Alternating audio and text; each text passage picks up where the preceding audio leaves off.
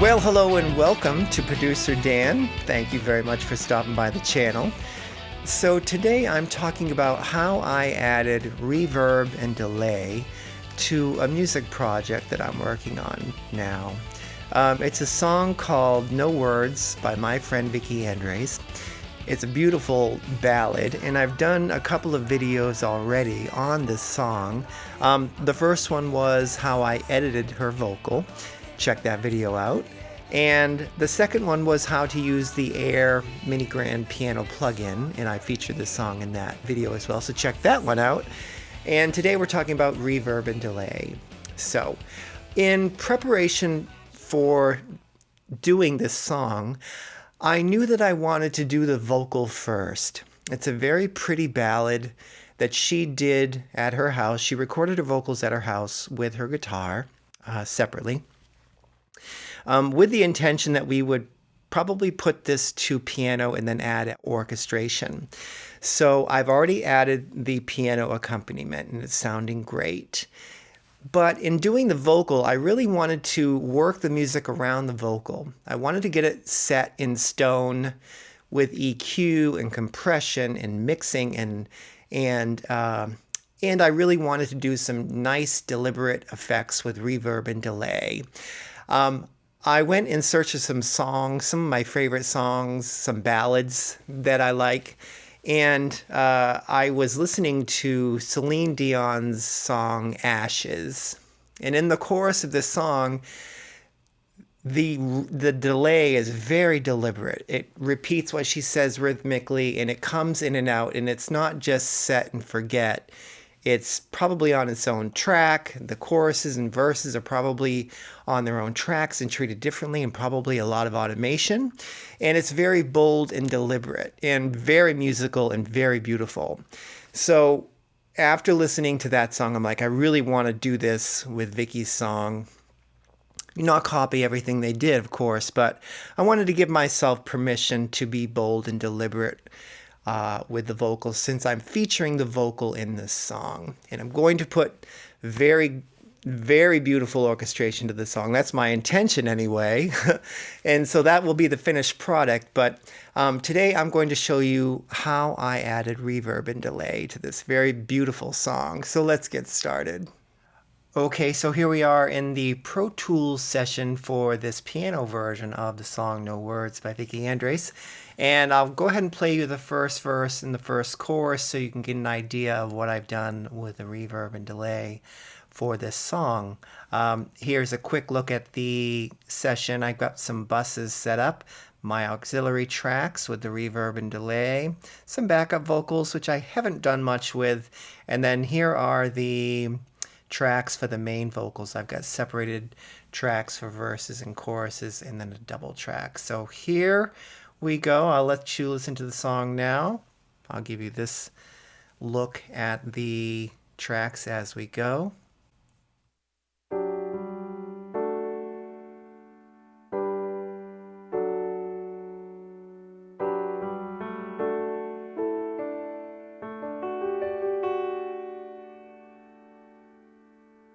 If I could launch a comprehensive search of every language here on this earth, folklore or fable, I wouldn't be able, no words,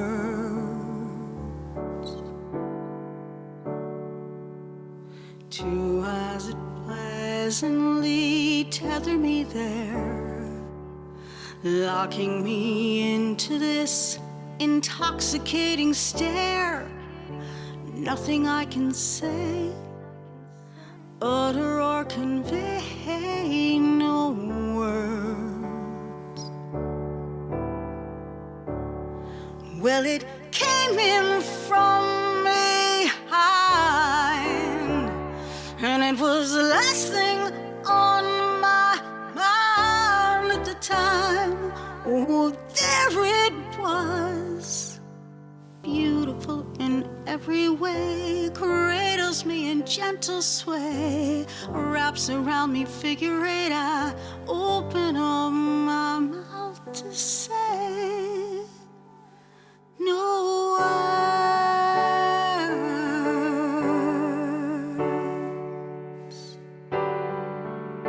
thought I would do now is just show you how I set this up quite quickly. I put something together, kind of speed it up, how I set up this template, and then I'll get into the settings on the reverb and delay, and also the automation that I did. So I'll take you to that video now just to give you a quick look at how to set this up. The first thing you're going to do is open your Pro Tools, and we're going to create a new session, and we're going to name it Template. And now let's create 6 new stereo auxiliary tracks for our effects. The next thing we're going to do is create a stereo master fader. And now I want to create some buses. So let's create 6 new stereo auxiliary tracks for our buses. Now we want to just label these tracks. This is reverb large, this is reverb medium, this is reverb short, next one is delay long, delay medium, and delay short. This is going to be my mix bus. Now I also like to make all my buses all one color, and I like to make them school bus yellow. And let's also change the color on the 3 delay tracks to a slightly different color green. And let's change the color on this click track as well. Now let's label this. This is going to be my vocal bus. So all my main vocals will come through this vocal bus. This will be the instrumental bus. This will be my effects bus. So all my effects will be bused to this track. This will be my backup vocal bus. So we want to set up the inputs. So you can see that Pro Tools has remembered all the different labels that I've given my buses in the past. So it's very simple. Just right click on them and it'll give you the option to label them. This one's going to be mix bus. So all of my buses will come to the mix bus and out to the main left and right, which is my master fader. Now all of these buses outs will be sent directly to the mix bus. Now we have to set up all the outs on the effects tracks to go to the effects bus. So let's set up the input on the effects bus, and you can see I already have an effects bus label. Now all of these tracks outs will be sent to the effects bus in, and my click track will be sent to the mix bus. So now all the ins and outs are set up correctly. So now let's set up the inserts with the air reverb on all 3 of my reverb tracks. And I'll set these up to a long reverb, a medium reverb, and a short reverb. I'll just hold down my option key and drag these over so that it copies that plugin. And we'll do the same with the delay plugin. I'm just using the stock air dynamic delay that comes in Pro Tools. And so those are all set, and we'll set that to a long and medium and short. Now I also like to add an EQ to all of my effects tracks, and just the regular 7-band stock EQ that comes in Pro Tools. And the last thing we're going to do is add a compressor to my effects bus. And I'm going to use a side chain on this. This is a regular stock compressor that comes in Pro Tools. It's a compressor limiter with the side chain. And I'm going to also put that on my instrumental track as well. And what that'll do is just duck out the instrumental and also duck out the effects just a tiny bit while the vocal is active. I'll show you how to set that up later. And you can just save this as a template somewhere on your hard drive and also directly in Pro Tools as well. Okay, I hope that was helpful to you, and I hope it wasn't too boring for those of you who already knew how to do that, but I just thought since we're talking about it, I would at least give some kind of introduction as to how to set it up, or at least how I set this up. There are many ways to do it. Rules are meant to be broken. So, but anyway, this is how I'm doing this particular song. So I'm going to take you through the chorus again. I'm going to show you what my delays are doing. Here's the short delay. Here's the medium delay. Here's the long delay.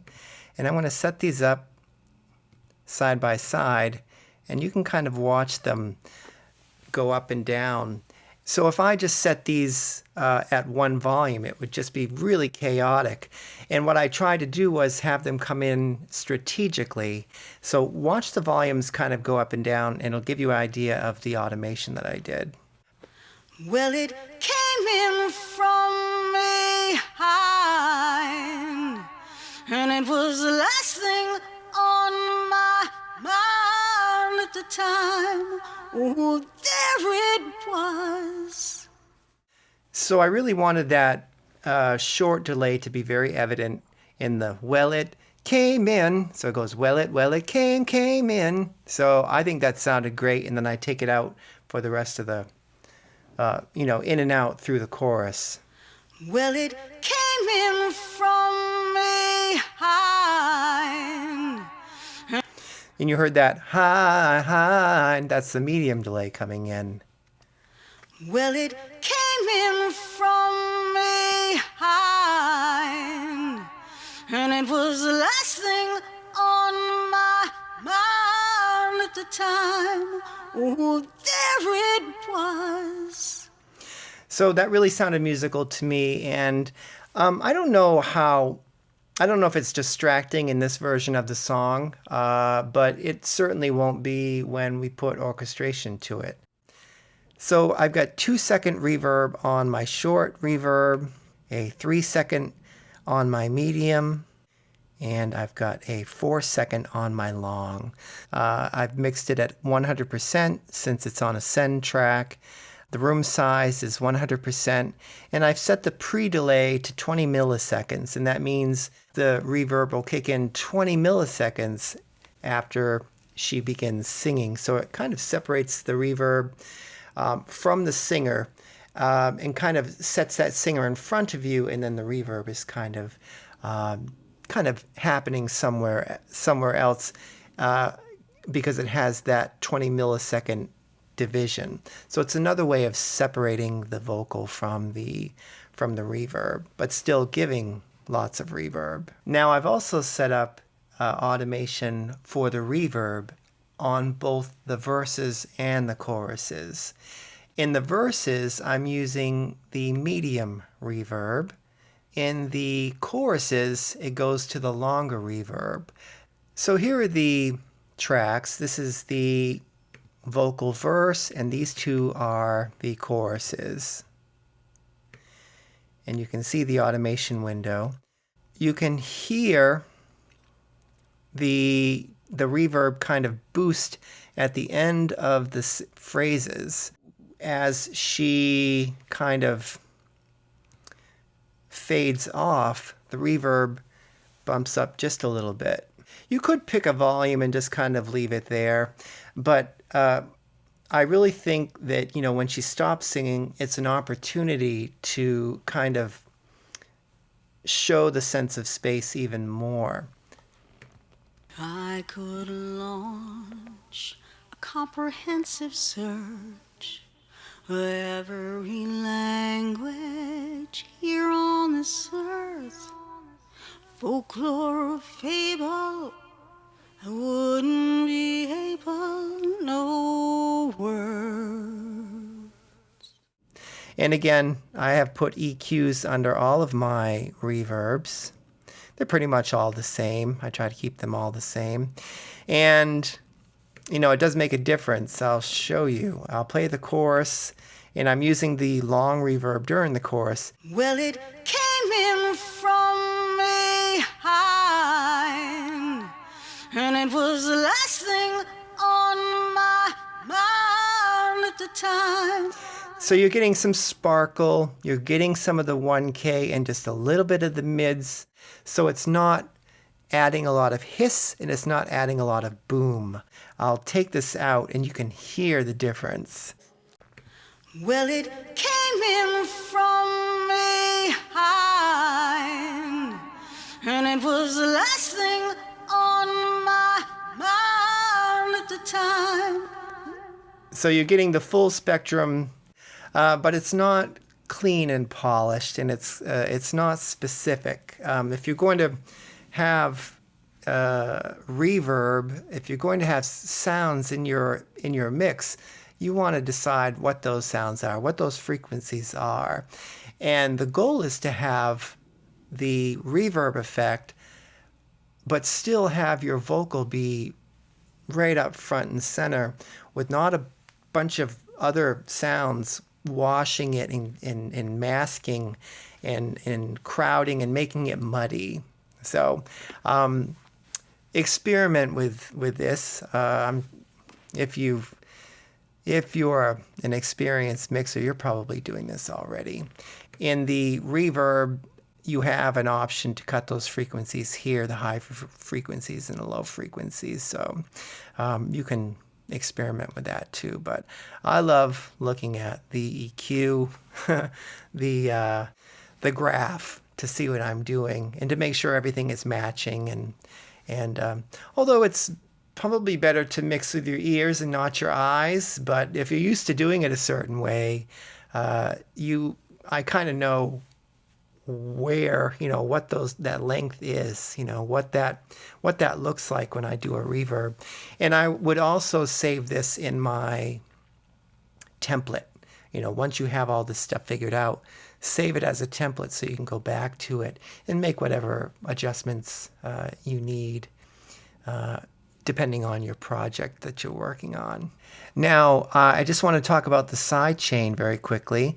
I put my compressors here, like you saw in the setup video, and each compressor has a side chain feature.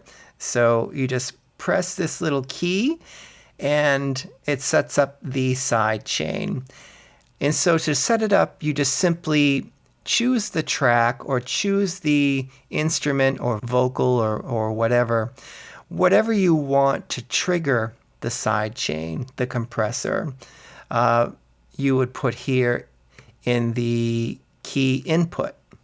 And so I have chosen the vocal bus, and there it is. So every time the vocal comes through the vocal bus, it's going to trigger this side chain. And depending on what settings I have here, what parameters I've set, for example, I have a very low ratio and a very fast attack and kind of a mid-release. So I don't want it to go any more than maybe 1.5 dB. So every time the vocal comes through the vocal bus, it's going to trigger the threshold, and it's going to do a gain reduction of about 1.5 dB of the effects. And you can see it here. Here's the input and here's the output gauge. Well, it came in from behind. You can see it's slightly less. It's not much, but it is slightly less than the input. So it is ducking just a little bit there. And the same thing is happening on the instrumental track. And right now it's just the piano going through that. And it's set up the same way. You can see the vocal bus is triggering this side chain. And again, you can see the gain reduction about 1.5 dB, maybe a little bit more. I think I have it set a little higher on this one, but you can see the output is a little less every time the vocal is present. Well, it came in from behind, and it was the last thing on my mind at the time. Oh, there it was. And it's nice because every time she stops singing, that piano just ever so slightly comes up just a little bit. And it's done gradually because I have it on a nice medium release here. If I set the release too quickly, it could sound kind of jittery and jarring. And if I set it too high, it might sound too pumpy, too slow to get back up to its desired volume. So basically, I have done everything I can to feature this vocal. We've just gone over the side chains and what they do to help the vocal stand out. EQing the effects so the effects don't wash the vocal in unwanted frequencies.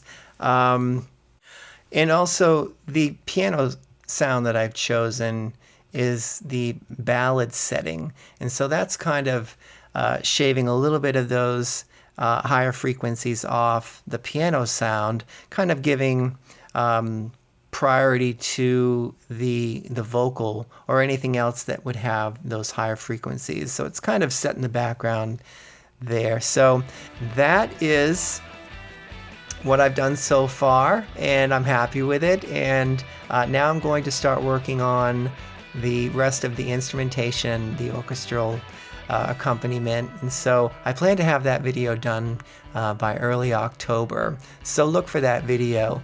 Thank you very much for watching this one. Go ahead and check out the other videos that I mentioned at the beginning of this one, how I edited her vocal and how I set up the piano for this song. And go ahead and like the video if you liked it, and if you like my content, go ahead and subscribe to the channel. I'd be happy to have you on as a new subscriber. If you're a recent subscriber, thank you very much for joining the channel, and I look forward to seeing you in my next video. Take care.